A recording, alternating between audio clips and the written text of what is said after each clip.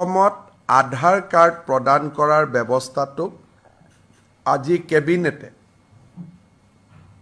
খুব কঠোৰ কটকটীয়া কৰাৰ বাবে সিদ্ধান্ত গ্ৰহণ কৰিছে।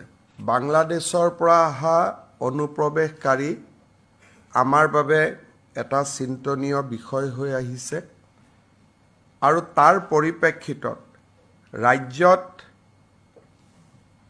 সেকেন্ড লাইন ডিফেন্স হিচাপে অসম পুলিচে যি কাম কৰি আছে তাক আমি আৰু অধিক শক্তিশালী কৰি BSFৰ লগত এটা কোঅৰ্ডিনেশ্যন লৈ পেলাই বাংলাদেশৰ পৰা যাতে অনুপ্ৰৱেশকাৰী ভাৰতত সোমাব নোৱাৰে তাৰ কাৰণে আমি আৰু অধিক প্ৰচেষ্টা ল'ব বিচাৰিছোঁ আৰু এই শৃংখলাৰ এটা পৰ্যায় হিচাপে অসমত আধাৰ কাৰ্ড প্ৰদান কৰাৰ ব্যৱস্থাটোক আজি কেবিনেটে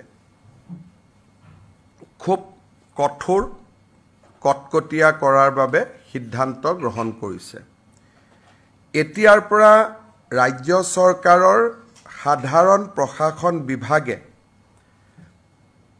আধাৰৰ যিটো ষ্টেট লেভেল ভেৰিফিকেশ্যন আধাৰ কাৰ্ড দিয়াৰ আগতে কেন্দ্ৰীয় চৰকাৰে ৰাজ্য চৰকাৰৰ পৰা ভেৰিফিকেশ্যন বিচাৰে আৰু এই গোটেই প্ৰক্ৰিয়াটোক তদাৰকী কৰাৰ বাবে ৰাজ্যৰ সাধাৰণ প্ৰশাসন বিভাগক নোডেল ডিপাৰ্টমেণ্ট হিচাপে কেবিনেটে আজিৰ পৰা ঘোষণা কৰিছে।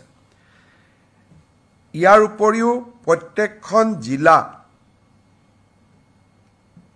পৰ্যায়ত এজন এডিশ্যনেল ডেপুটি কমিশ্যনাৰক আধাৰ এনৰোলমেণ্ট ভেৰিফিকেশ্যন অৰ্থাৎ কোনোবাই আধাৰৰ বিচাৰিলে তেওঁক প্ৰপাৰ ভেৰিফিকেশ্যন কৰা হৈছে নে নাই সেই গোটেই প্ৰক্ৰিয়াটো তদাৰক কৰাৰ কাৰণে জিলা আয়ুক্তই এজন অতিৰিক্ত জিলা আয়ুক্তক দায়িত্ব প্ৰদান কৰিব। GAD ডিপাৰ্টমেণ্ট আৰু ADCৰ পিছত আধাৰ দিয়াৰ আগতে ইনস্পেকশ্যনৰ বাবে আজিৰে পৰা ৰাজ্যৰ চক্ৰ বিষয়াসকল দায়বদ্ধ হ'ব। যেতিয়া এখন এপ্লিকেশ্যন UDI অৰ্থাৎ যি আমাৰ আধাৰ কাৰ্ড দিয়াৰ অথৰিটি আছে ইউনিক আইডেণ্টিটি যিটো অথৰিটি অফ ইণ্ডিয়া আছে UIDAI এখেতসকলৰ পৰ্টেলত আধাৰ কাৰ্ডৰ বাবে আবেদন কৰাৰ লগে লগে সেই আবেদনখন টেকনিকেল ভেৰিফিকেশ্যনৰ পিছত ফিজিকেল ভেৰিফিকেশ্যনৰ বাবে ৰাজ্য চৰকাৰৰ পৰ্টেলত আহিব।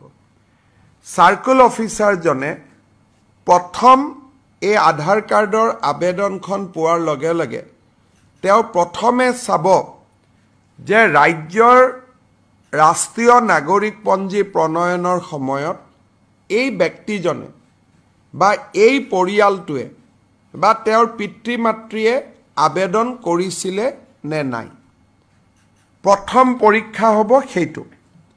যদি দেখা যায় যে তেওঁ আবেদন কৰাই নাছিলে তেতিয়াহ'লে তেওঁৰ আধাৰ কাৰ্ডখন ৰাজ্য চৰকাৰে প্ৰত্যাখ্যান কৰি কেন্দ্ৰীয় চৰকাৰলৈকে প্ৰতিবেদন দিব আৰু যদি প্ৰমাণিত হয় যে নহয় তেখেতে NRCত নিজকে ভাৰতীয় নাগৰিক বুলি আবেদন কৰিছিলে তেতিয়া আমি নেক্সট ষ্টেজলৈকে যাম আৰু যিটো ফিল্ড ইনস্পেকশ্যনৰ ওপৰত উচ্চতম ন্যায়ালয়ৰ যি নিৰ্দেশ আছে সেই অনুসৰি তেওঁলোকক ফিল্ড ভেৰিফিকেশ্যন কৰি ভাৰতীয় নাগৰিক এখেত হয় এই ধৰণে সম্পূৰ্ণ প্ৰত্যায়িত হোৱাৰ পিছতহে তেখেতক আধাৰ কাৰ্ড দিয়া যাব।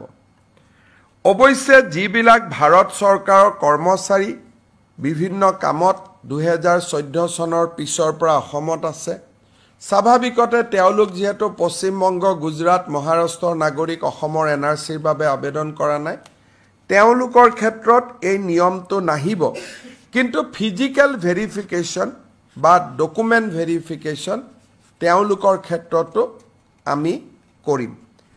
ইয়াৰ ফলত ৰাজ্যত আধাৰ কাৰ্ডৰ প্ৰদানৰ ব্যৱস্থাটো আমি অলপ টনকিয়াল কৰিব পাৰিম আৰু কোনো ধৰণৰ সন্দেহযুক্ত নাগৰিকে যাতে আধাৰ কাৰ্ড ল'ব নোৱাৰে তাৰ অন্তত আমি কিছু প্ৰতিবন্ধকতা সৃষ্টি কৰিব পাৰিম। এই নিৰ্দেশ আমাৰ বহু অপেক্ষিত নিৰ্দেশ আছিল। সাৰ্কেল অফিচাৰসকলে নাজানিছিল যে কেনেকৈ আমি কাক আধাৰ দিব লাগে কাক দিব নালাগে। আজিৰ পৰাই এই SOPখন কাৰ্যকাৰী হোৱাৰ লগে লগে সাৰ্কেল অফিচাৰসকলে এটা নিৰ্দিষ্ট তদন্তৰ মাজেৰেহে আধাৰ কাৰ্ড দিব পাৰিব।